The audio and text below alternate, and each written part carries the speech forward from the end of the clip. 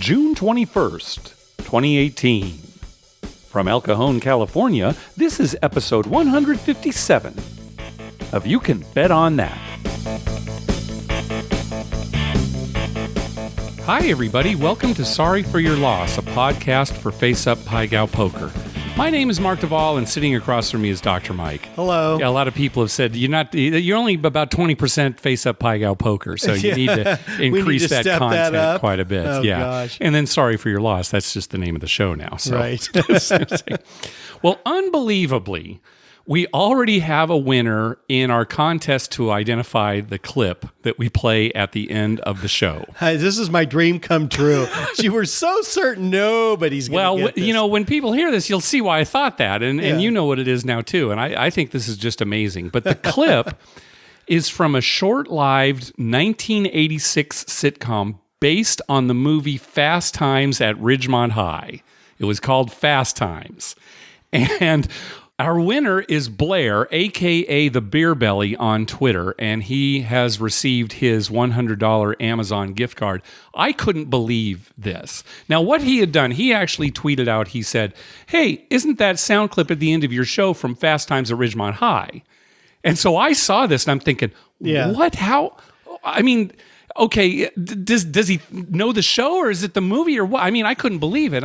So I wrote back, so are you saying the clip is from the 1982 movie Fast Times at Ridgemont High?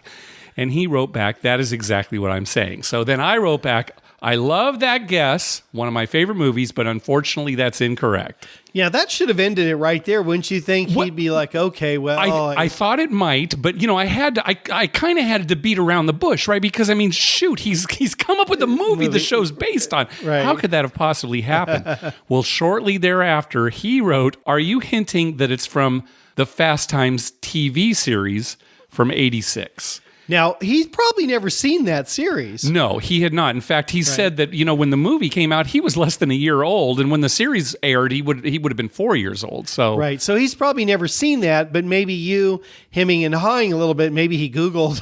Right, well, you know, that's the thing. Is like, oh my gosh, this guy's so close. So I asked him, how the heck did you even come up with Fast Times at Ridgemont High? Right. And he said, I remember Mike Damone and his buddy Mark Ratner from the movie. And the clip sounded like something older. So, oh my gosh, I mean, that's how he really came up with this. Oh yeah, I remember there was a Mike and Mark in Fast Times at Ridgemont High. And so that's the way that he came up with it. So, and you know, I had all these clues that I were going to start giving. I was going to, it's from the 80s, one episode. And then the big clue that I was going to give is, it's not from the movie. And then I figure, you know, people would think, oh, okay, it's a TV show based on a movie. And we'd eventually get to that point. They'd look it up. Yeah. But Blair, he already got it.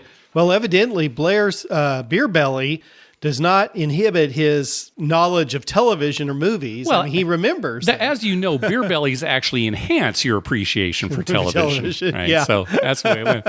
And some of the other guesses we talked about it before. Somebody thought it was Mork and Mindy, the Brady Bunch. Since the last episode, somebody thought that maybe the voice was Kathy Griffin, which it kind of sounds like. A little bit like her. After Blair had already won, one of our listeners said that he was going to guess it was from Growing Pains or Just the 10 of Us. And I love that because everybody knows Growing Pains, but Just the 10 of Us was a spinoff of Growing Pains about this family, you know, a couple that has 8 kids. One of my favorite shows. It wasn't on very long, but I thought that would have been great as a guess, even though it was incorrect. Somebody thought it might have been from Young and Hungry. That's a current sitcom starring Emily Osment. It airs on Freeform. Emily Osment is probably best known as Hannah Montana's friend Lily on Hannah Montana. She was my least favorite part of Hannah Montana. All right, very good. Yeah. And the Golden Girls. Somebody thought it might have been from the Golden Girls, but it was from Fast Times. They don't sound old enough. Well, you know, people were guessing, right? So I give it. If you don't mind, let me just go into my TV nerdism here for a little bit, and then we'll get to the gambling. There were only 7 episodes of this show. I have 6 of them on VHS tape. So there's only one I don't have. And you have a VHS player. I still have a VHS player because I'm converting all my old VHS tapes to digital. Okay. So, and this is one of the shows that I transferred, and they're in terrible condition. You know, not only is it 30 years old, but I think I recorded it on like the slowest speed, meaning, you know, you can get the most, so it's really low quality. That's why if you listen to the clip, there's a little buzz at the end, like a little buzzing That's just, my bad VHS. tape. Yeah, that's what you hear. So now, once you get them all converted to digital, then we should go to the swap meet every Sunday morning until we sell that VHS player. Okay.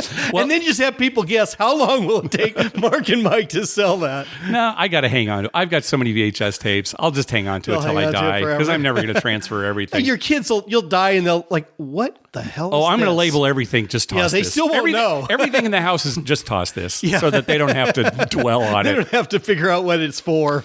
Anyway, I love this show. I thought it was great. The closest thing I could compare it to is Square Pegs. I don't know if you remember that. It was an early 80s high school sitcom starring Sarah Jessica Parker and Amy Linker. I remember that. Also, it was just briefly. Yeah, it wasn't on it was longer than Fast Times. It had like 20 episodes, but that's kind of the closest thing. One thing that was memorable about the show was that it used current top 40 music in its soundtrack. Something that's very common on TV today, but back then it was fairly unusual.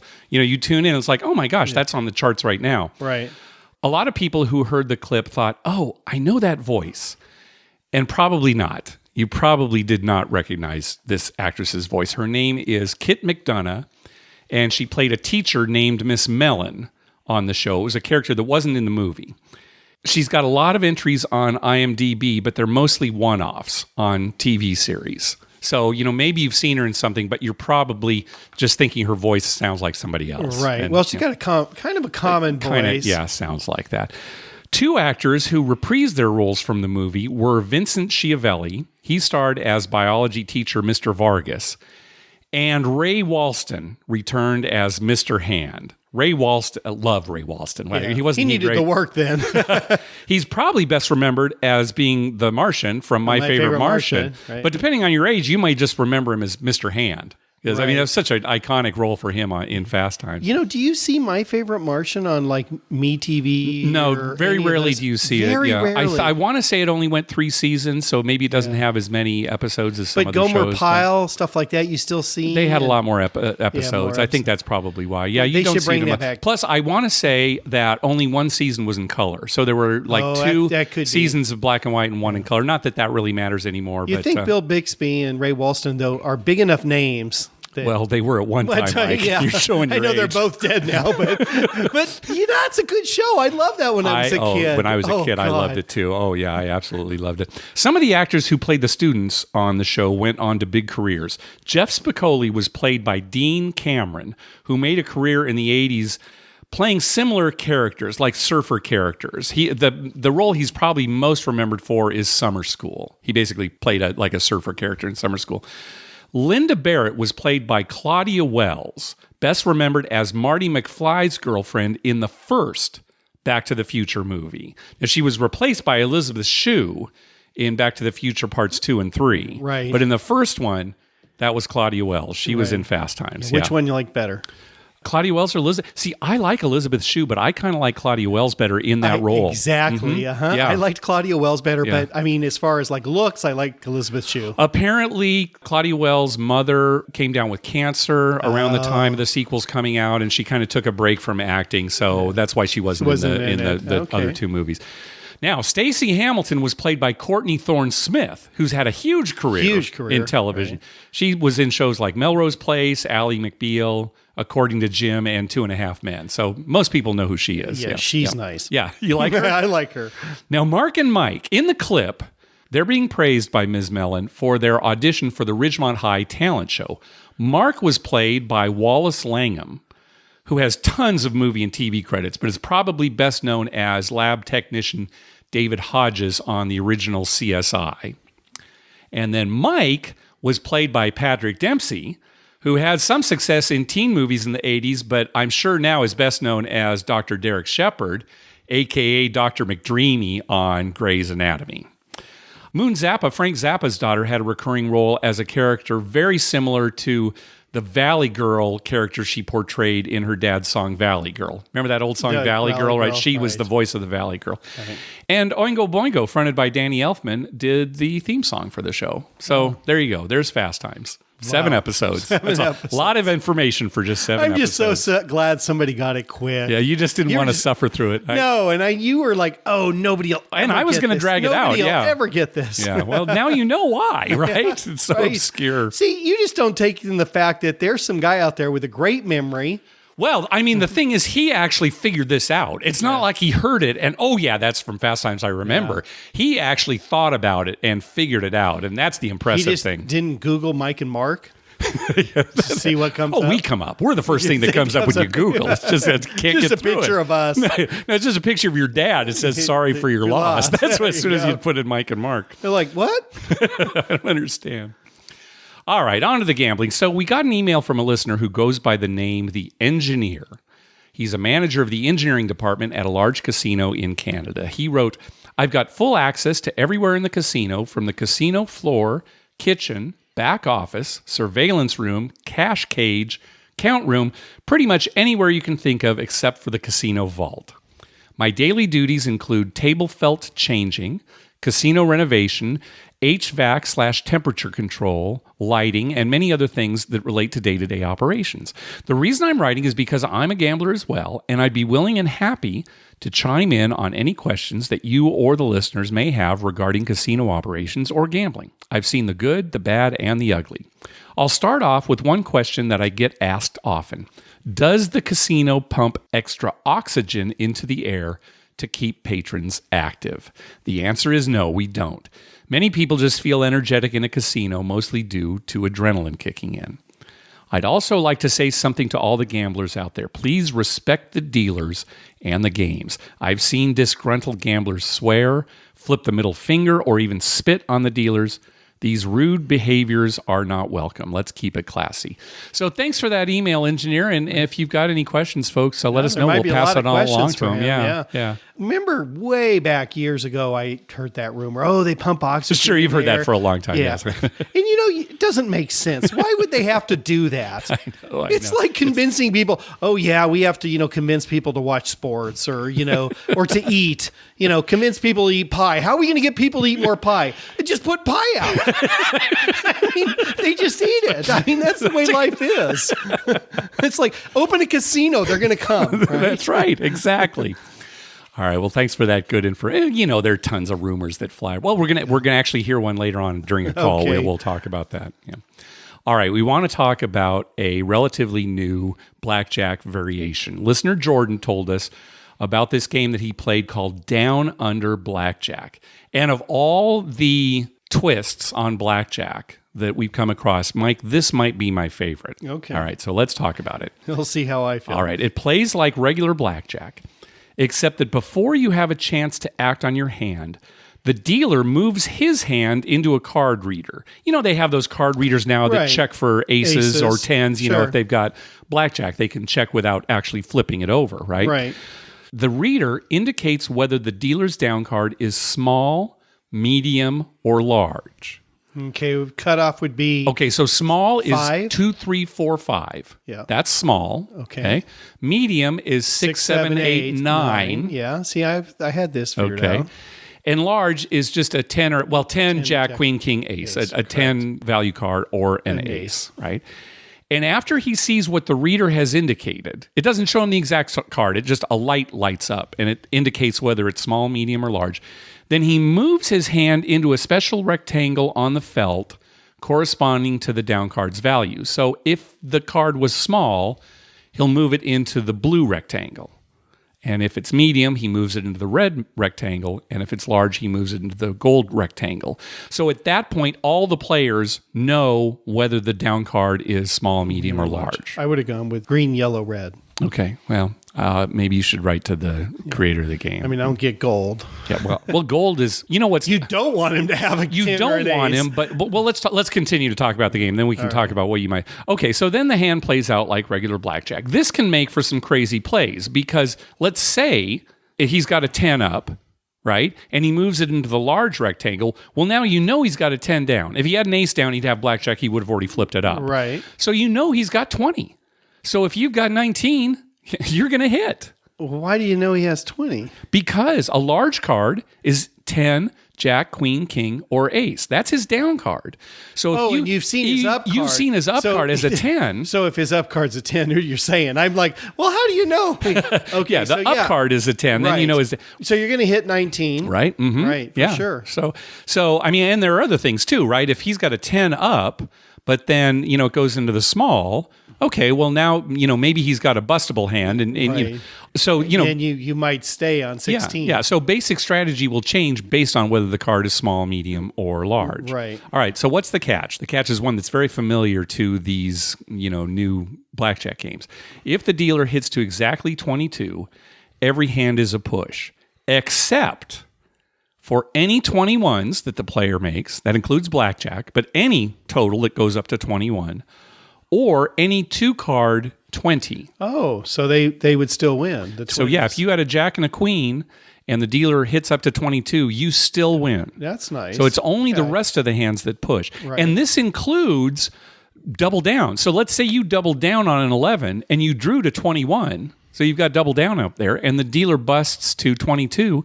You do get paid for everything, the double down, because you hit 21. Right. Well, that's not bad. Yeah. So anyway, there's a different basic strategy depending on what you know about the down card, and the Wizard of Odds has more information, of course, and I'll post a link to his page in the show notes. I'm going to have to look that up because it would seem to me the high and the low are kind of self-explanatory. It's Yes. the mediums. The medium's tricky. Because you don't know if they have 16 or 18. There's a big difference between a 6 and a 9, right. and they are both in the middle, in the medium. Because Yes. the middle just tells you, oh, well, he has 16. Well, do I stay on my 16? Or is that middle 19 or 18 and then I better hit?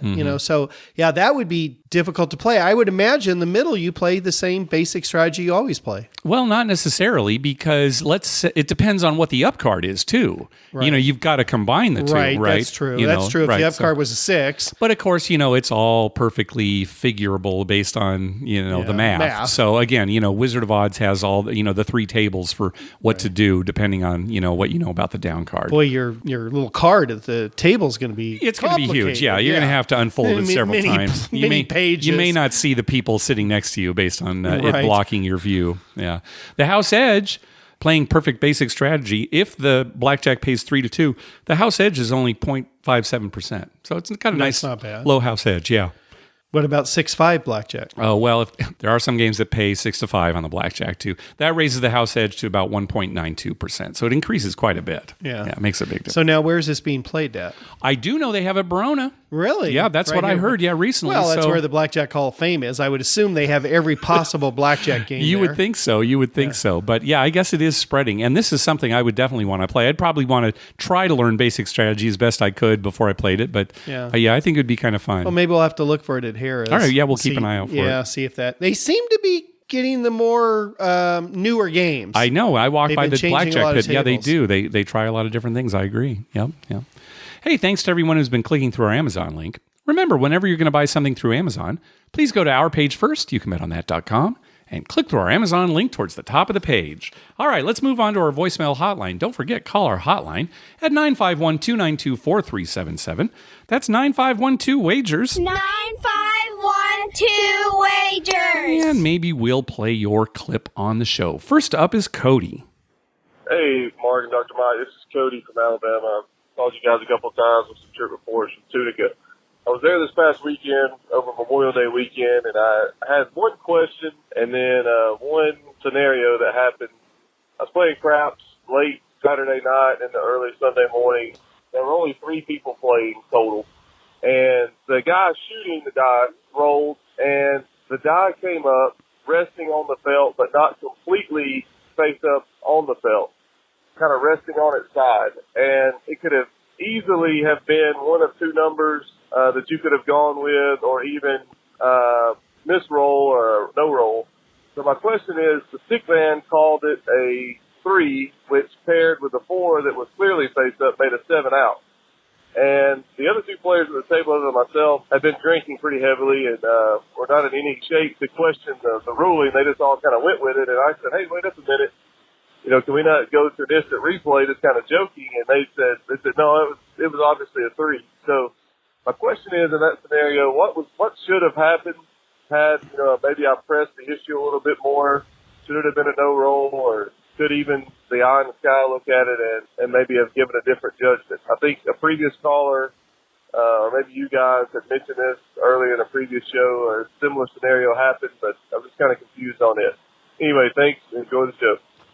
Well, what's your opinion? Should Cody have done anything in that situation? Well, when I see a die like that, because the rule is you move the obstruction, and what the die would land naturally on is what the call will be. Right. And a lot of times it's pretty easy. Let's say it lands on a chip. You just say, well, if I slid that chip straight out, it would fall this way. Yeah. And you can tell what it's going to be. So if you said, okay, if I move that wall back and that fell and it's going to be a 3, then, you can't argue it. Now, if you really believe that you sliding that wall out and it would land on something else, then, you might want to make a little controversy. And I know you talked about that when it happened to you once, and it was just right on the edge, and they actually said no roll. But yeah, and that one was so hard to call, honestly. Yeah. I mean, she went around to the side and looked at it. But I'll tell you, Mike, when a die is leaning against the wall, it's one thing when it's leaning against chips. Right. I kind of agree with you. But when it's leaning against the wall, they'll call what is facing them most. Right. Not like if I move the wall, what would it fall on? It's more like, what they can see. But I'll tell you, I don't know what Cody should have done, but I wish the rule were both dice have to be flat. Yeah. That if either one's leaning, it's a no roll. That would make be it the so best much. roll. I wish they had that. Just like when the die goes off the table. Well, not completely off the table, but up into the chips, and it lands on the chips. In the bank. In the bank, right. The chips in the bank, it'll go up, it'll land on those chips. That's a no roll. Yeah, that's a no roll. And when the die land up there, 99 times out of 100, it's flat. There's no. I've never been able to figure out why that's a reason for a no roll. Yeah. So that's a no roll. So maybe leaning should be a no roll. I think so. Just no controversy, right? Just it's a no roll. Yep. And the same when you roll the dice and one die will stay on the table, the other one will flip up, not go off the table, but land in the rail. Mm-hmm. That's a no roll. Yeah, yeah. So if that's a no roll, why wouldn't leaning be? Just say in our casino. Kind of, right. That's in our casino. Yeah, in our casino, that's the way it'll be. Hey, that's the way shoot to win craps works. If one of the dice is leaning, it's a no roll. Now that's because the machine can't figure out what the roll is. But I don't know if I said this recently, and it's sort of stupid of me to say, this many episodes into the show. I love shoot to win craps. You were insane. Oh my gosh! I'll tell you, You know what I like about it is I know what you like. You like the low minimums. Yep. You like the speed of it. Yes, because sometimes it's faster than a table. Sometimes it's faster than a table. Yep. And you like something to do. Yeah, it's killing time. That's right. You like to play with the buttons. That's your thing. It's something to do, and it goes fast. And even though like at Harrah's the minimum is $5, that's only on pass line. You can place bets, buy bets, just $1. Right. So can you bet under $1? Can you make like a 60 cent? No. It has to be round dollar amount. Now it'll pay on the penny. Right. But the bets that you make have to be dollar amounts, round dollar amounts. Right. Yeah. See, I know that's why you like it. And those are 3 of the reasons I don't like it. Right? Because I don't like fidgeting with the buttons. Yeah. Because that boggles me. I'm on tilt most of the time. You are, yes. Okay. And the speed, it's too fast for me. I can't make enough bets. That's right. You got so many bets. Right? I can't get all my bets in. Then I'm inevitably like, oh my God, I forgot to do this. Actually, now that I think about it, real craps is faster unless I'm playing with you. Yeah. You're making so many bets. You're the one who slows the game down. I don't think so. Right. Come on. All right. Let's go to our next call, Marie and Alan. Hi, Dr. Mike and Mark. This is Marie and Alan Stubbs from London, Canada.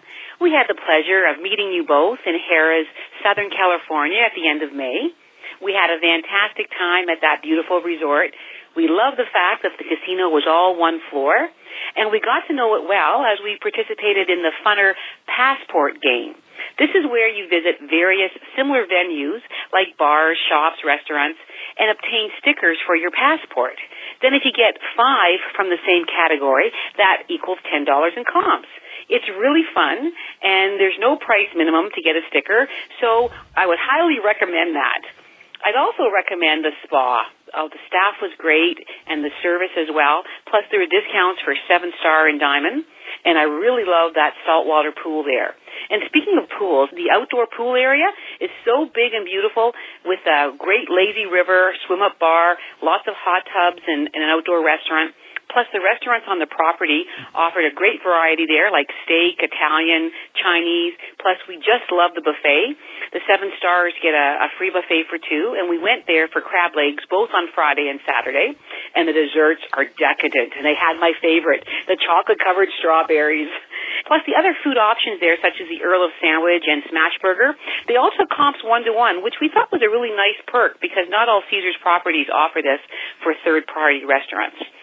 We also spent time there just walking the trails around the property, and we were even able to see the Earth, Wind, and Fire concert as we were offered complimentary tickets kind of last minute due to some no-shows. So all in all, we were really treated very well. The staff was so friendly and helpful. And although we didn't win any jackpots, we considered ourselves winners because we got a chance to experience Harrah's Southern California. So Dr. Mike and Mark, please come to visit us soon at our Caesars property in Canada. Bye for now. Oh my gosh, how nice are they? Yeah, they are so nice. I was thinking, listening to this call too, Mike, we've had people call in before and say, oh yeah, I went to Harrah, Southern California by you guys. This is the first real trip report we've received about Harrah, Southern California. Well, I learned some new things. I didn't know they had a saltwater pool. And I didn't know they had this funner passport game, right? No, we never know that. You know what's funny? A few weeks ago when I took my family there for a brunch, I forgot to tell you this. We're driving away and one of the girls like, what's that? And it's like a walking trail back there by the back parking lot. Oh, uh-huh. And I mean, there's a sign, and I'm like, I don't know. It looks like a walking trail. And my wife's like, yeah, I'm sure they have them for people who are staying here and stuff. It's probably been there for several years. We are so myopic when we go there. It's just, where's the craps? Here. We got to slide our card. The closest parking spot to the door. Oh, that's great. Yeah, we'll have to head up there maybe to Windsor sometime and see everybody up there in Canada. Yeah, we'd love to go. I'd love to go. We should combine fishing, and I know you can't fish because it's too slow. That's okay. I'll just play some shoot to win craps. You play shoot I think it's Canadian anyway. Yeah, I think we talked about right. that on that previous episode. So, all right, next call. We go there. I'm going to get you a Mountie hat. Oh, well, I'll wear that. Yeah, shoot to win craps, Mark, with his Mountie hat. Yeah, I won't. I just won't fish. Yeah, all right. Hi, Mark and Dr. Mike. This is Tyler from Minnesota. I wanted to call in with a trip report and then a funny story about little kids and the things they say. Trip report down to our local casino just outside of Minneapolis. My dad and I have employed some very basic counting strategies and bought in for $300 and $25 two-deck shoe and actually ended up cashing out $1,500. So that was a really great afternoon. And then I got home later that afternoon, and my wife and I have a running joke. Whenever we say hello to each other, we say hello like Dr. Mike. Hello. I did that, walked in the door, and my 5-year-old daughter comes around the corner, and she goes, is Dr. Mike here?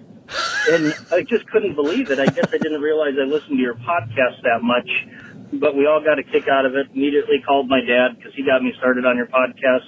Keep up the great work, and I know we've got a couple of little gamblers ourselves coming up with playing cards. All right, thank you. Yeah, I don't know how I feel about that. I love that. I love that. You just see this cute little 5-year-old girl. Is Dr. Mike here? I'd like to meet her. She's my number one fan. Hello. Oh, I didn't know you looked like that. And you scare her. She runs away. She's crying. Yeah. You know what I'd like to know, though? Did their big win, was that a result of counting? Or was that just really good luck? Yeah, I mean, that's a good question. Let's say it was counting. Said it was like a rudimentary count, but right. Well, it could be counting. I mean, he could have the count's really good right now and upped his bet. I'd like to know that information. Oh, okay, yeah. Or was it just like, well, I caught some cards? Yeah, because that happens sometimes. No, that is a good. Well, if they were counting, you would think that they adjusted their bet. I mean, that's the whole point, right? When you're trying to beat the dealers. It's just so hard to adjust it too much. Sure. Well, you don't want to get caught. $5, and all of a sudden they got $40 or $100. Well, that might not draw too much of attention, right? Just going from like 5 to 40 or 5 to 100. It's when it's like 10 to 300 or right. Those really big swings that might. Yeah. I don't know. No, I bet going from 5 to 40 nobody would care. I don't think so? that would catch any attention at the pit. No. You think after a while, like a guy's bet 5, 40, and then back to 5, and then maybe 20. And maybe if they actually saw them consistently win. Yeah. But again, it's going to depend on. And most of the time, you're not consistently winning. Yeah, it's going to depend on how much the casino sweats the money. Right. Yeah. Right. But that would be good to know. Canada, they're probably so nice. Whatever. Yeah, just let them do it. Yeah, let them All count. right. Yeah, that's good. All right, let's hear from Nick. Gentlemen, Nick calling from Minnesota here. I had the pleasure of meeting you guys out for Vegas Nerd Society Summit in October out in the fabulous land of Vegas. Anyway, I've been listening to your show for a while, binged, listened to all the previous ones. Good times, good times. But question pops up in my head from time to time. You guys talk about people who play the don't. I don't pay attention to that kind of stuff when I'm thrown at the table, so I don't have any idea what anybody's doing on the other side or even next to me. But I'm wondering, do you lay odds when you play the don't? Because I would think not, because they're not really a safe bet anymore, because you're laying odds. You just want to put all your money on the don't pass and get even money for it. That seems like it would be the best to me, but I guess I don't know. And then I hear about my friends, when we're shooting out in Vegas and they're on the other end of the tub and these guys roll up and they're laying numbers and whatever and they're losing and the whole table's winning and all that. But anyway, just wondering, because it doesn't seem like it makes sense to me. But if you guys can bring it up, maybe some show, whatever, be cool. Anyway, hoping to maybe see you guys out in Vegas some other time. I don't know if I can handle a table with you guys, but peace out. Oh, you could handle a table. Yeah. Just play how I'm playing. You might not be able to match Dr. Mike bet for bet, but... Yeah, well, you stand next to me, I'll make sure that happens. Oh, there you go. Yeah, laying odds on don't bets is a very hard concept to wrap your head around. Right. Because like Nick was saying, once you've established a point, you're going to get paid even money on that don't bet. So why would you want to now put out more money that you're going to get paid at less than even money, right? Which is what the odds will pay. So I understand that. I understand it. It's tough. It's a psychological problem. It really is, because here's what it comes down to. Whether you take odds or not on the pass or don't pass, doesn't really matter. I know we talk about, you want to take advantage of it. It's the best bet in the casino. But let's say you have $10 on the line. Whether or not you take odds on that $10 in the long run doesn't matter. But here's what you don't want to do. You don't want to put $50 on the line and take no odds, as opposed to putting $10 on the line with odds. Okay, right, that's from correct. The pass line point of view. From the pass line point of view, you always want to put the minimum so you can take the maximum odds and still stay in your comfort zone. Right. So that the total, the house edge on the total is lower than if you just put it all on the pass line. The same thing works with the don't pass. Right. You could say, why take odds? Why not put it all on the don't pass? Well, the problem is that first roll where 7 and 11 you lose. Right. Because that's a big chunk. You don't think it's much, but it's a big chunk. And if you make a large don't pass bet and it's coming out and a 7's rolled, you lose that. Mm-hmm. And then if you make that same large pass line bet again and you establish a 5, if you don't take odds, the best you can hope for is to break even. Well, sure. That's more of kind of a system point of view, but I do see what you're saying. Here's what it comes down to. In the math, let's say $5 on the don't pass. You don't want to take odds. That's fine. You do want to take odds. That's fine. It really doesn't matter. Just don't put more on the don't pass, thinking that's better than having a small don't pass bet and taking odds. Taking odds, right. Because it's not. So hopefully we've made that clear.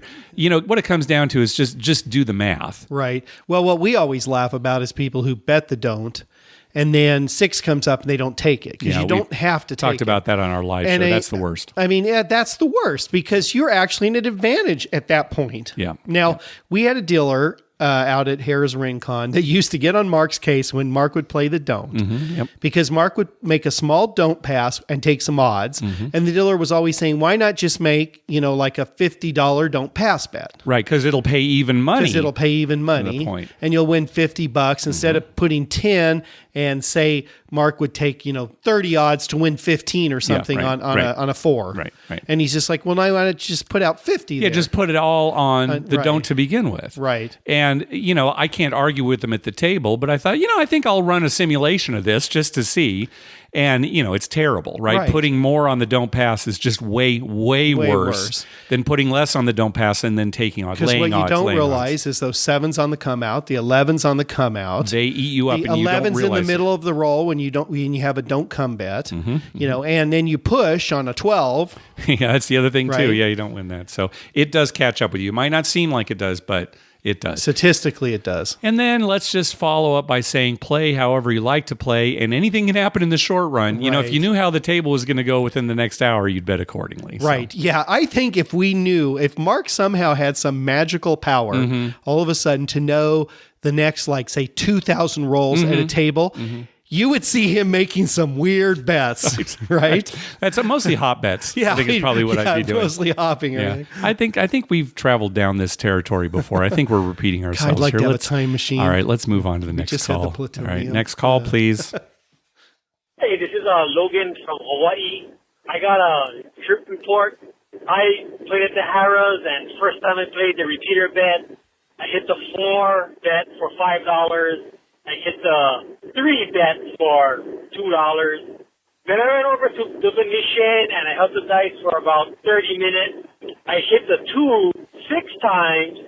I hit the 12 4 times. Hit the 11 3 times.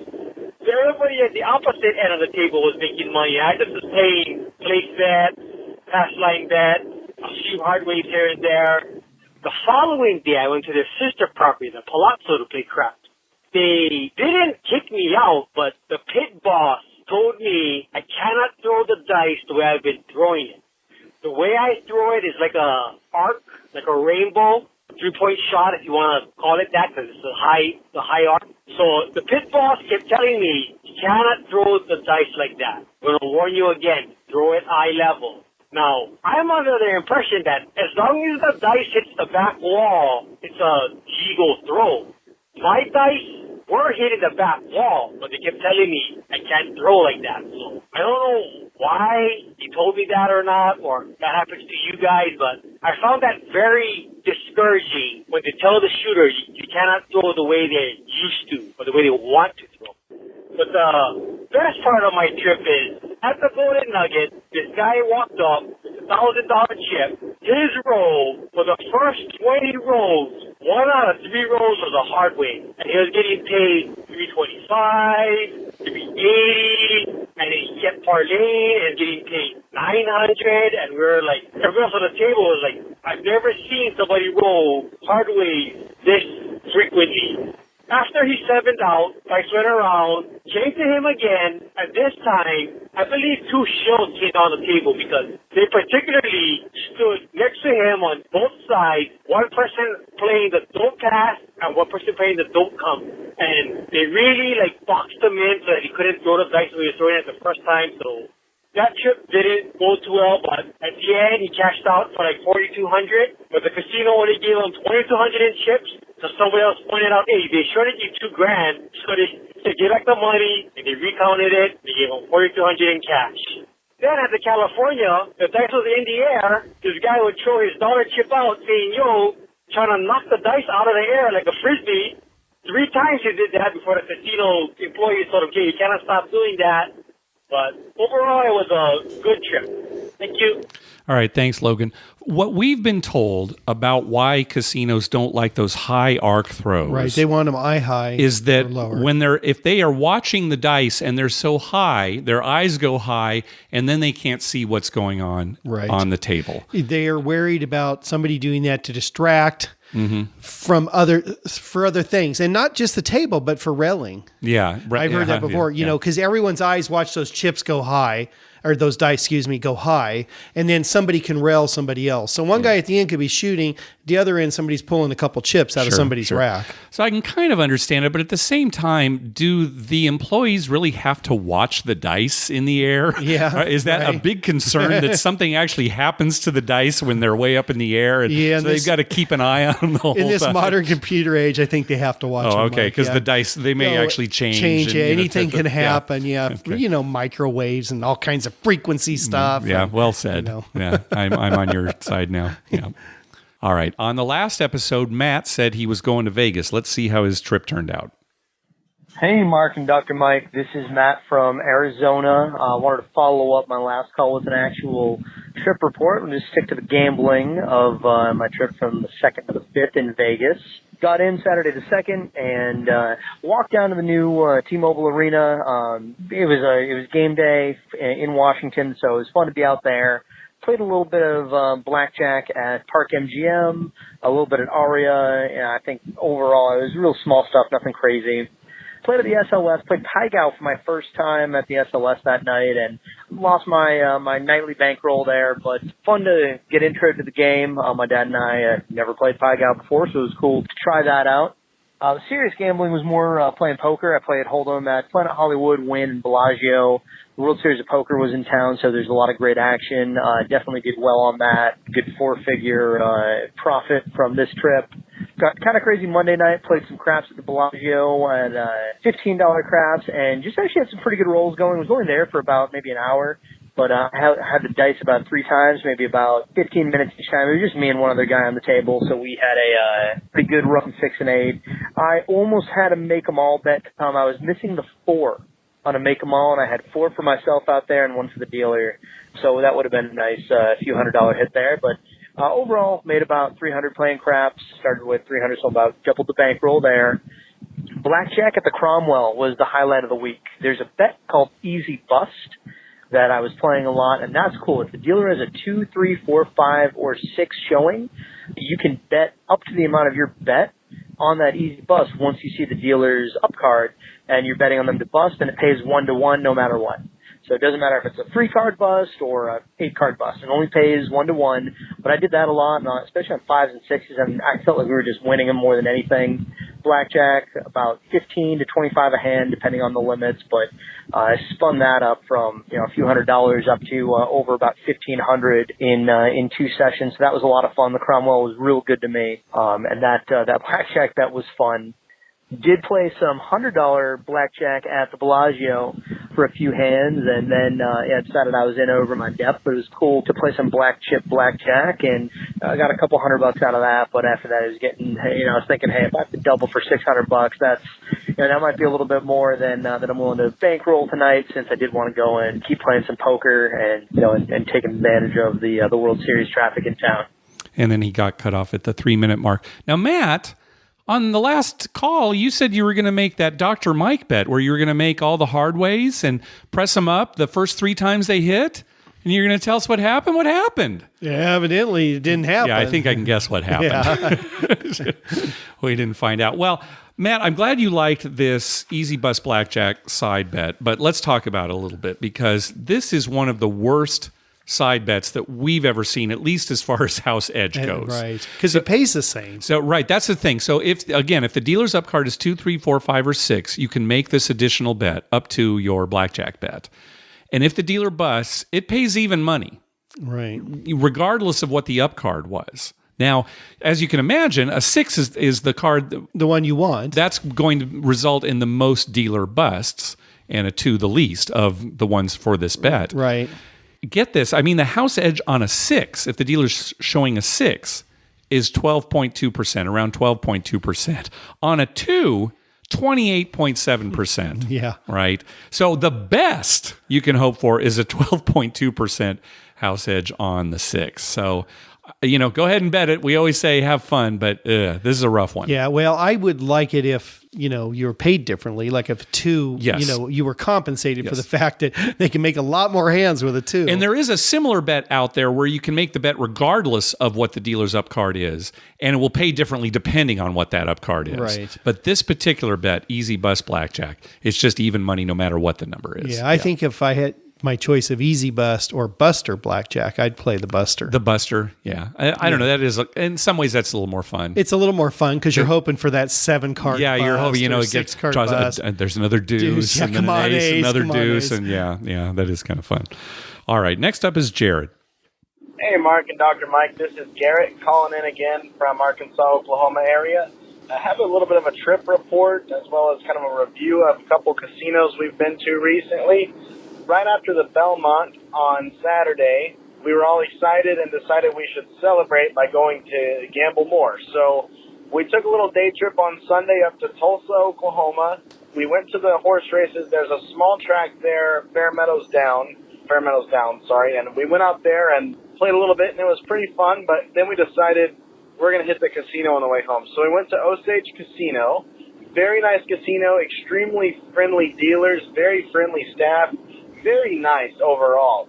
I really liked the theme. There were a lot of dark colors in all of the design of the casino. It was very nice inside, very clean. The dealers were super fast. The guys out there were super experienced, and they were very, very friendly. But we were playing double-deck pitch blackjack, and it was just a lot of fun. The dealers were super friendly, and they had a dealer who was the fastest dealer I've ever seen out there, and he was very good. I bought in for $50, ended up moving to a $25 table, and ended up cashing out with $500. So we did pretty good out there. And then we went out to the Riverwind Casino in Oklahoma City a couple weeks ago. Also a very nice casino, very clean, very nice dealers, and very good selection of tables. And so hopefully they'll get craps soon as well. But in regards to my last call, we talked a little bit about the craps and the real roulette. And you mentioned on the show the getting rid of the ante. And here's my advice. And I don't know if it's good advice, and you don't have to take it, but here it is. Just bet enough to where the ante doesn't matter. Good advice. If you're betting a large enough hand, the ante will go away, essentially. Because, well, if I'm playing a $2 hand, the ante's going to kill me over time. They're going to nickel and dime me to death out here. But if I play a $100 hand, the ante basically doesn't even matter. It's just 50 cents at that point. So that's kind of the advice I tell my friends when they're complaining about the ante, and they say, "What? Play $100 hands? Are you crazy?" So anyway, I just think that's my strategy of beating the casino when it comes to the ante. I'm not saying it's a good strategy, but it's a strategy. Anyway, look forward to hearing more stories on the show, and I've been really excited hearing about the recent trip to Vegas on the last episode there. So excited to hear what you have to say about the Belmont, and we'll see you guys later. Oh, yeah, the Belmont. Here's what we have to say about the Belmont. We're idiots. Yeah, that's we're what, idiots. right? Yeah. Going back to Kentucky Derby. No, it's not going to be a Triple Crown winner this year. Yeah. No way. It's not going to happen after the Preakness. No, did you see him at the end there? Nah, it's not going to happen. I was talking to a guy recently, and he brought up a good point. He said, yeah, they probably just held him back in the Preakness just to get the odds a little better. Because if he blows that away, then there's nothing in the Belmont, right? He probably said, if you got a lead, just, don't push him. Don't push him. Just let him win. Yeah, it could be. That was awfully close, though, in the Preakness. Yeah, it was very close. It's a little too close, but that's a possibility. I guess so. I think that Jared's idea about bet more so it just doesn't matter, I do like that. Yeah, I'm sure you do. But I'll tell you what, he phrased it wrong. What it is at the end of the night, don't add up how many antes you paid. Okay. Just put that out of your mind. Just go by wins and losses at the end of the night. You're either happy or pissed off. Don't even worry about the antes. All right. Then in your mind, it's like when you go to like a $25 craps table and you drop a $1 chip on the ground. You don't bend over and pick it up. It's like, oh no, just someone could take that. That's $1. Is this the generic you, or are you talking about me? Because that doesn't sound like me. You just don't notice because you've been drinking so much. You don't even know. Can you imagine me in Oklahoma? I would have a tally. I would have a tally sheet with every ante. So at the end of here's how much we lost in antes. Right. Here's the exact amount. So there you go. I think you'd like that because that'd give you something to do all night long. You'd tally. Did I put that last ante down? All right. And then we'd argue for a few minutes. I think you put it down, Mark. No, I don't think I marked it. Put Oklahoma, here we come. Good advice. Hey, we haven't talked about face-up Pai Gow poker yet on this episode. What's going on with that? All right, here's Todd. Hi, Mark and Dr. Mike. It's Todd from Minnesota. You asked for some more detail about my face-up Pai Gow poker experience on the last episode. In my first session, for about an hour and a half maybe, there were a total of 4 dealer ace-high Pai Gow pushes. 3 of those would have been winners for me in the old game, but one of them I actually only had jack-high Pai Gow, so I actually pushed instead of losing. There were another 3 or 4 times when I played my hand differently in order to improve my hand to win or force a push versus how the regular game would have played out. Long story short, the face-up game resulted in +1 units after the first session versus the old way. Dollar-wise, I ended up breaking even instead of being down a little bit. The other sessions I didn't keep track of as much, but I don't think it was all that dissimilar. I probably altered my strategy once out of every maybe 12, 15 hands or so. If I was going to offer any advice to someone used to the traditional Pai Gow trying face-up for the first time, I would say, don't even look at your cards until the dealer sets their hand. For me, it was easier to react to the dealer's hand than try to think of what basic strategy is for my own cards and then adjust it for what the dealer plays. You just look at how the dealer splits up their hand, and it's easy to say, okay, I need to beat 2 jacks and king queen, or I need to beat 10s and 3s with ace queen. Then look at your own cards and split them up accordingly. Here's an example of why I think this is a good idea. There was a young woman playing at the table, and she was clearly an experienced Pai Gow player. She was betting $100 on the main bet, 10 or 15 on the bonus bets, plus a bunch of dealer tips. One hand, the dealer set up 2 pair for herself, jacks and 2s with ace-king up top. All of us players set up our hands, and this woman betting $100 had a big smile on her face, proclaiming she was going to win. When the dealer got to her and flipped over her cards, she had played 2 pair 6s and 4s in her main hand with 2 aces up top, exactly how you would split that hand up traditionally. But her 6s and 4s didn't beat jacks and 2s. She instantly saw it and knew she had made a mistake. She should have played aces up in her main hand and the other pair up top. She was really upset about it. It was a $100 wager. They called over the pit boss, explained it, and they did let her reset the hand so that she would win. But I have to believe, even though she knew how she had to split that up, instinctively she played it the old way incorrectly. So I say don't even look at your cards until the dealer sets their hand. The pit crew at New York was really good about this. They were consistently giving each player 1 mulligan. One time a player even had completely fouled his hand and they let him reset it. Another time or so, they let a player reset their hand to improve to a push or win, but the boss was pretty clear they would only let them do it that once. Overall, I really like face-up Pai Gow. It takes all the guesswork out of basic strategy, which I maybe only have 70 or 80% memorized. As I played more, I kind of enjoyed being a little bit of a shyster, playing my cards so that I would just barely win. Like I might easily win the 5-card hand and the 2-card hand. I could play my ace-king to easily beat the dealer's queen-8. Or I could play my queen-9 up top and still win, just barely. Maybe you had to be there, or maybe you have to be a math nerd. Anyway, love the show. Later. Bye. I like that. Yeah, I think I'm going to do that. Yeah. Barely. Yeah, just every time. I'm looking humiliating the dealer. That's right. She'll quit the game. She'll never play again. They now have this at Harrah, Southern California. They've got face-up Pai Gow poker. And last time we were out there, I told the pit, I said, hey, when a seat opens up, let me know. I want to come over to play. It was a $50 table. It was the only table they had there. The whole night, a seat did not open up. I was never able to play. Yeah. No. They said they're going to add another table. It's that popular. So, well, you know what I think it is? I think it's a human nature thing. As soon as people see I get to see the dealer's hand, they just figure that's got to be good for me. That's got to be, that's a beatable game. I'm going to win over there because I can see what they're doing. Yeah. So they're drawn to it.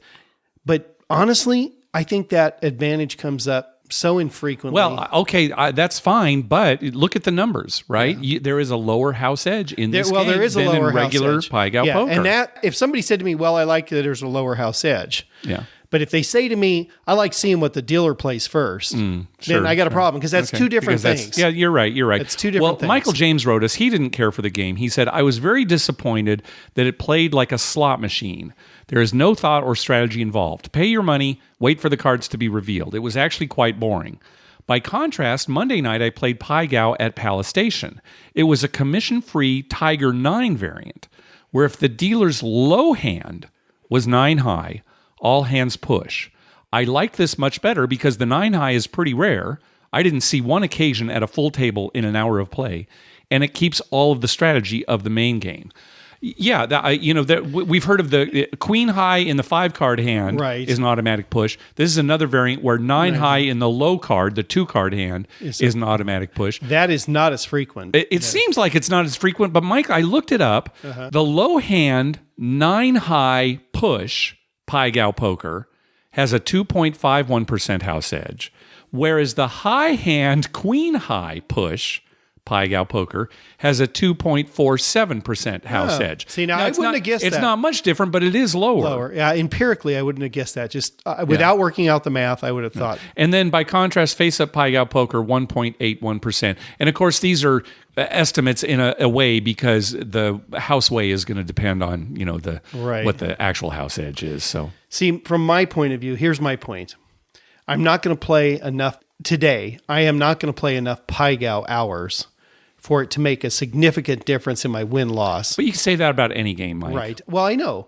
But I mean, in the old days when all we played was Pai Gow and everything, I would have thought this was great. Because I would have thought this is really going to help me in the long run. Okay. Now we play so little Pai Gow, I just don't know where it's going to help me, and it's not as exciting for me. Okay. It's more exciting to set my hand and then wait to see what they get. I completely understand. No, I completely understand. So if we're going from a standpoint of what's funner, And that's specifically for Eric Rosenthal. Mm-hmm. But on that basis, yeah, I'm playing regular Pygo. Okay, well, that's fine. Well, I still do want to play this for real in a casino, and hopefully, Well, they're one of these probably. I nights bet you this. We didn't go last week, Right. but I bet you this week. I bet you there's. I two hope tables. so. Yeah, I hope so, because I'll definitely play it. All right, let's hear from Brandon. Hey guys, what's up? This is Brandon. I'm based in Colorado. I grew up in Minnesota, making out to Vegas quite a bit. Hey, listen, I'm still a relatively new craps player, but I'm getting more experience every day. And one of the things I heard you guys talking about, this was about a couple months ago, is why doesn't Minnesota have craps? Why don't their casinos have craps? Well, I was chatting with a person out there who's pretty well connected within the gambling scene. And this person told me that the reason Minnesota doesn't have craps is when they were designing their casinos way back in the early 90s, this was when the tribes were helping them with getting their casinos designed, they used some architects who also worked with some of the casinos out in Las Vegas. And apparently to get these architects to work with the local tribes, they had to put in an agreement that they would not have live craps or live roulette. Okay, so this is just the information that I was told, but it does make sense based on what the local casinos in Minnesota have to offer. So anyway, that's what I'm passing along to you guys. Huge fan of the podcast. Please keep the information coming. Hope to run into you guys out in Las Vegas very soon. Thank you. Thanks, Brandon. Yeah, that sounds like an urban legend. Yeah, that doesn't ring true. I mean, when he was saying this, Mark and I are looking at each other like, no. Yeah. I mean, why would an architect of a casino? Yeah, why would they care? And why would the tribes just say, "Oh, you all right? We'll just go with another architect." There are plenty of architects, bidding here. So right. There's got to be some guy out there that I kind of like craps. I think we're going to put more room for craps. That doesn't sound right. That doesn't No. sound right. No. I can't disprove it, No, but no, and who knows? It might be right. You know how crazy this world is. But like in California, originally when they wanted all games based on cards, and so that's what we're stuck with now. Yeah. What was the reason for that? Were they worried about cheating, like dice being manipulated? Who knows? Somebody was just afraid. They didn't want full-blown casinos. Right. And that this was their way to stop full-blown casinos? I guess. Who knows? I mean, I don't know. You could manipulate a wheel for roulette. Yeah, sure. But you could have a wheel that wasn't balanced. correctly, wasn't balanced. And you could definitely have a dice that had some funny business where, it landed more 3-4s than anything else. Yeah, well, you could have marked cards. Yeah. Right? I mean, right. how is that? Yeah. That's my point. I mean, you can have slot machines that, never pay out. I don't get it. Yeah. So we may never know the truth, but this doesn't really sound right to us. Yeah. So, prove us wrong. All right. Let's hear from Michael. Hey, Mark and Dr. Mike. It's Michael from Atlanta again, just calling you with a trip report from Vegas. I called you guys previously about being there for 6 days, which was just way too long. I did manage to get my bankroll to last the whole time while I was working each day. Had something interesting happen. I was at the Cromwell one night and been playing pass line 6 and 8, generally $24 on each one. And I had hit it a few times and built it up to $48 on each 6 and 8. Dealers were really happy, tipping them the whole time. They're having a good old time. Well, I tossed the dealer after 7 out, tossed the dealer 2 quarters, said 6 and 8. She goes, $48, 6 and 8, and put me right back up at $48 each, even though I only tossed her 50. And I was like, whoa. I just kind of rolled with it. And of course, 7 out, like 3 seconds later, tossed her another 50 down, and she did the same thing. And I was like, well, wait, I only tossed you $50. She was like, oh, put me back at 24 each. Just, it was really surprising. I mean, that was basically a free $48. So I did make sure I pressed up my odds on my dealer pass line bet, just seeing if that happens fairly often or ever happens to you guys, or if I was in the wrong by letting it play. You guys have a good week. Talk to you soon. Good. Well, I'm glad you were able to survive your work trip till your buddies got there. He called in. He was worried about what he's going to do. Right. I'd be really worried. Yeah. Was it wrong what you did? We've talked about this before. It's really a personal decision, and it's probably not wrong. We've said that, hey, the dealers, it's up to the casino and the dealers to not make mistakes on these bets, and so it's up to them. So you have to decide for yourself. Sure, it happens to us all the time. Especially Mike, when I bet 18 each on the 6 and 8, right, and I toss them $50, a lot of times the dealers will kind of look and think, oh gosh, how much change do I give him? Right. Because it's $36 total, so they should give me $14 change. Right. And sometimes they give me too much, sometimes not enough, and I have to correct them. So it happens. And there's a lot of mistakes that happen to me, which I could tell you in person, but I won't say on the that's air, fair. Yeah. Because they're mistakes that dealers make because I think they get a little overwhelmed. Okay. Because with everything going on at a craps table. In the heat of the moment in a big hand. And when Mark and I, we see him all the time. Yeah. And, do you say something? Sometimes we do. Sure. Oh, yeah. And sometimes we don't. Sometimes we just let it roll. Yeah. And sometimes it helps us a little. A lot of times, like you said, it's the immediate out right after that. So it wouldn't have mattered anyway. And the casino gets our money at the end. Yeah. So. I want to know. So when Michael tossed her the $50 and she set him up 48 on the each, did she give him $2 change or $4 change? Yeah. That's interesting. Yeah. So let us know. Probably two. She just had 40. I'm sure it was two. Right? Yeah, just did that. All right. Last call. Hello, Dr. Mike and Mark. This is Kevin in Anaheim. I just want to thank you guys for the podcast. You guys do a great job. I'm a big supporter. I use the Amazon link all the time. Anyway, my question's about poker. I play a local poker game out at a local casino out here. I play a $40 1-2 no limit game. I started a gambling log back in July of last year, and my sample size is probably too small to give an accurate picture, but from July to November, I was pretty much in the black. But since about December or January of this year, I just can't win. And, I'm a pretty conservative, consistent player. I try to pick my spots the best that I can. And, when I make a hand, it seems like somebody's made a better one. And usually I'm statistically ahead at the point of the all-in, but my cards just don't hold up. Now, I get that that's poker and that's gambling, but it's just crushing. I know you guys talked about it before, about being a poker player. But anyway, I have some questions. I was just curious, maybe the 40 game's not good for a conservative player. Should I play a $100 game? Will that make the players more conservative or more loose? And, going on a Wednesday night is most times I go to play, but I find there's a lot more sharks than there is on Fridays, where there's fishes on Friday, where there's a lot of, more amateur players, maybe better chances of win. But, you guys got any helpful tips about trying to be a grinder, trying to, make a little bit of cash and, the highs and lows of the game? And, should you change your play if you're finding yourself not doing as well as you have in the past? Or is my sample size just too small to give an accurate picture?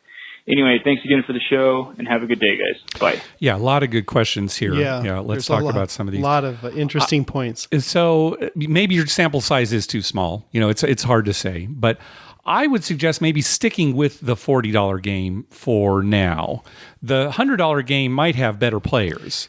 But it might also have more inconsistent players, because you see some people who play more loose at higher amounts than they do at smaller amounts. That's possible. So in that case, Kevin would have to actually look at who's playing at the table and the type of play there. Right. But I'm thinking, and here's the thing too, has his $40 game changed? That's another question. So he's saying, should I move to the $100 game? Well, other than you losing now, have you seen the $40 game change? Have you seen the way they play? Is it different? That kind of thing. Yeah, I guess what he's driving at the most is that if he plays a $100 game, he might get less people sucking out on him. He might get a more conservative play. He might get, if he has the lead, he might be able to maintain that. Whereas in this short game, it's 40, it's 40 bucks. I understand that. But even those suckouts are very painful. You want to be playing with those players that suck out, because in the long run, right? So, and I know if it's tough to kind of sit through that. And that's right. And to that point, he talked about how he goes out on Wednesday nights. Yeah, try to go out on Saturday nights when all the recreational players are there. Because that's where you're going to make your money. Because if you're all in when you have the best of it, you're playing right. That's just the way it is. Sure, when you're playing with the recreational players, you got to be ready for some swings. You're going to have times when a bad player calls with a straight draw when he's not getting the right price, but then he still makes his straight. Right. So you did the right thing. He just got lucky, and that's going to happen. I would say for sure, don't change your play just because you're losing. If you can identify some holes in your play, then go ahead and try to fill those. But just because you're losing, that's not a good enough reason to change the way you play. Exactly, because there are swings and they're unpredictable, and you've got to ride through them. You do. Hey, you cannot just change your play and say, well, I got to do something different. Yep. You've got to ride through that. Yep. And I mean, even, and this sounds silly to say, but even on a craps table, I don't like changing the way I play. Seriously, because afterwards I'll either hate myself that I should have played the same way. Right. You know, I mean, that's usually the case. Or I'm going away saying, well, you know, what was I thinking? I didn't have any fun. Yeah. So, Kevin, if you can actually identify some mistakes that you're making, Right. then go ahead and make a change there. But hey, Daniel Negreanu, these last 2 years, he's had back-to-back losing years, 2016 and 2017. Daniel Negreanu, Yeah, he's a great losing player. years, right? Right. Now, I realize a lot of that is tournament poker, right? And he's playing some high limits there, but still, you know, losing years. I would recommend a book. It's called Zen and the Art of Poker. And I've read it a couple of times. I don't know that I necessarily follow it, but it helps you kind of emotionally get through this. Because, of course, it is horrible when they suck out on you. Right. But, like you said, that is poker. You know, if they Right. suck out on you, they made a bad move. You just got unlucky, and you know there's another hand coming. It's very, very hard to it's very rectify. hard. It's like when It's we hard leave to- the casino playing a negative EV game, and the whole way home we're like, I can't believe, you know, well, you just played a negative EV game, okay? And you made some really wild bets. So you have to be psychologically ready to handle that. Yes, yeah. And just as much as you have to be psychologically ready to handle the big hits when you get a big win. Yes. Because sometimes that can be just as devastating. And not expect those wins every time. That's another right. thing too. When you've got this, oh hey, wow, I'm up for 6 months. Then suddenly you're thinking, well, this is going to be the way it is for the rest of my life, right? Right. I'm a good player. I'm never going to lose, and that's just not going to happen. Yeah. So hopefully that helps, Kevin. Hey, so some big news coming up this next week in Atlantic City on June 28th. The old Trump Taj Mahal will reopen as the Hard Rock Atlantic City. So that is big news. I know there are a lot of people that are going to go out for that. And I got a flyer. Oh, you did? Yeah, in Really? the mail a couple days ago. Oh, nice. I just got home today from a vacation, but it was in my stack of mail. Ah. It came a few days ago, I assume. Oh, very nice. Yeah, and inviting to come out. Oh, that's It's like, true. yeah. Oh, it's too bad we can't go. And then I'm looking here. I think that's the only thing happening in Atlantic City next week on June 28th. Yeah, that's the only thing. The Hard Rock Atlantic City is opening. That's the only thing. All right. Hey, Mike, a lot of listeners. Hey, you were on The Better Life. Yes. This last week. I meant to tell you, too, that was a great episode. It really was good. It was a very good interview. Yeah. Good. It was Yeah, very he good. asked good questions. Yeah, So, I thought it was good. But you had talked, and listeners have been saying, hey, Dr. Mike mentioned on the show that you're going to be in Vegas in July. Yes. Tell us about that. So when are you going to be in Vegas? So the weekend of July 13, I think that's Okay. a Friday, 13, Okay. 14, 15. I Okay. will be there with my dad, my brother for sure, and possibly my mom. Okay. So the four of us may go. We'll stay the weekend. I'm playing in a tournament. Slot tournament on Saturday, but that'll probably take all of an hour. Yeah. So, but it was just too good a deal to pass up. Okay, good. All right, very good. Yeah. So, and I'll tweet then- on your behalf, of course. Right. And then maybe later in July for my daughter's birthday. Oh, okay. For your daughter's birthday. Yeah. You're going to Las she- Vegas. she's turning 14, Mark. She insists she go to Vegas. All right. And maybe I'll edit that part out of the show. I just don't like contributing to the... No, I got an offer and I told my wife we should really go. It was a great offer. Mm-hmm. And my wife's like, that's Ruby's birthday. And I was like, oh God, that's right. I mean, I just didn't even think about it. Mm-hmm. And then we were talking, we're thinking, well, I had taken the time off from work because we were going to take her and do something. And I said to her, how about go to Vegas? And so she said, yeah, but we're going to go see Hoover Dam. Okay, We've got you're a gonna lot do of, all- oh, good, We've all got a right. lot of family things. There will be some gambling because, Uh-huh. eventually they've got to go to sleep. They right? have to at some point. I mean, at some point they're going to Yeah. go to Mhm. sleep. Yep. Now, I may not sleep for 3 days. Sure. But, That's fine. Yep. That's what you do. Yep. All right, well, that's going to do it for this episode. We want to thank some people for some PayPal donations. First of all, Brian for his recurring donation. Thanks very much. Also, Brian and Sarah for their recurring donation. Thank you. Eric sent us a donation. He said it's a karma donation for a trip to South Lake Tahoe, hoping to summon the spirit of Dr. Mike and hit some parlayed hardways. Been listening to you for years and look forward to every new show. Funny story is that the first episode I ever listened to was the April Fool's episode. It was an archived episode, and I didn't realize it was an April Fool's episode until halfway through when you started talking about craps on live TV. Padres being good, sure, why not? Always taking insurance in blackjack? I've heard worse advice. But craps on live TV? No way. Anyways, been listening ever since and wanted to thank you for all the hard work you put into the show. Yeah, thanks very much, Eric. That's I know, funny. I always think about that. People are not going to know that April Fool's episode. I don't know. We did it. We thought, oh, this is going to be kind Maybe of funny. I should pull that. I don't know. So, also, a donation from Janisha. She says, celebrating my 30th birthday in Vegas on June 18th. Hopefully there is a reason for me to yell muckleshoot at the craps table. Thanks very much, Janisha. Hopefully we'll see her up at Harrah's Southern California one of these days. Yeah, oh, you know what? Janisa, you should come to Southern California. Pick us out. Don't say anything to us, and just in the middle of some roll, yell muckleshoot. It's good. Yeah, you'll be like at the opposite end He'll of be the like, table. what the? We'll know what's going on. I'll just immediately come over and hug you. And people are like, what the? And finally, a karma donation from Richard. He says, looking for some 4s and 10s on this 24-hour trip to Vegas. Thanks for all the great shows. That's what I like to hear. Yeah. A 24-hour trip to Vegas looking for 4s and 10s. Yeah. Beautiful. Hey, be sure to check out our TV listings showing all the gambling-related shows coming up within the next 2 weeks. We update those listings every Wednesday using a customized program that searches through all the raw American TV data. Just go to youcanbetonThat.com/TV-listings. We'd love to hear from you. Call our voicemail hotline at 951-292-4377. That's 9512-WAGERS. Or you can email us at youcanbetonThat@gmail.com. You can also follow us on Twitter at YouCanBetOnThat and on Facebook at Facebook.com/YouCanBetOnThat. Finally, please go to your favorite podcast app and write a review on us. We love getting your feedback. All right, Dr. Mike, take us home. Well, as you know, Mark, you just picked me up at the airport today because me and my family went up to Yellowstone Park. Yeah. We flew into Montana. Yes. To Missoula, Montana, where my wife used to live. And we spent a day or day and a half there.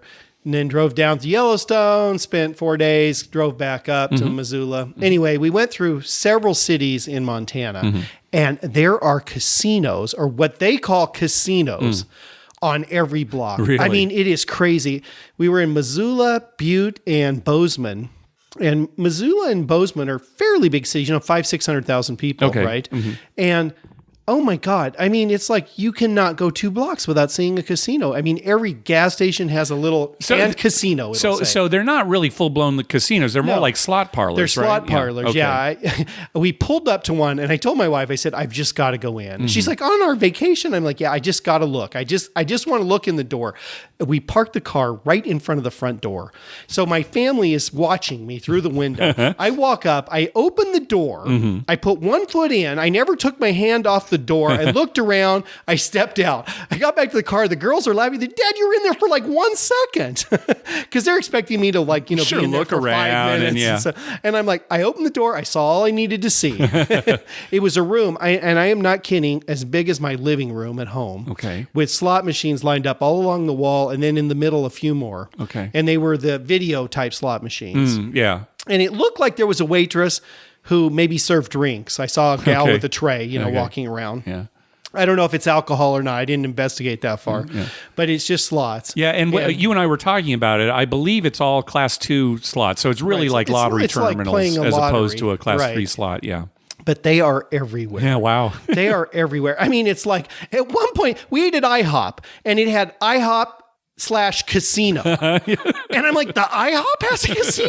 And right next to the IHOP, there's this little, room. Yeah. And it was like Little Lil's Casino. And there they are. Well, maybe that's what IHOP's new, because they're IHOB now. It's maybe the IHOB. next one will be IHOS, International House of Slots. International House of Slots. Yeah. Hey, that should be our casino. That's what it'll be. International House of Slots. Oh, and we also have pancakes. Yeah. Come try our pancakes. Silver dollar size. Ooh, nice. Nice touch. I've always enjoyed silver dollar pancakes. Really? I don't know. I like know, the bigger ones. Oh, when I was a kid and your mom makes like 20 of them, you feel like a king. I'll have 20, and they're the size of a quarter. Right? All right, maybe we should wrap this up. Thanks for listening. Good night.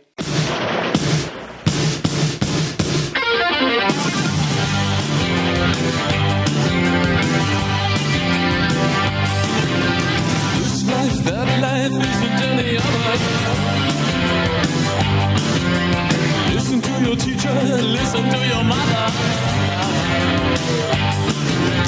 Faster, faster, open your heart. Before it tears me apart.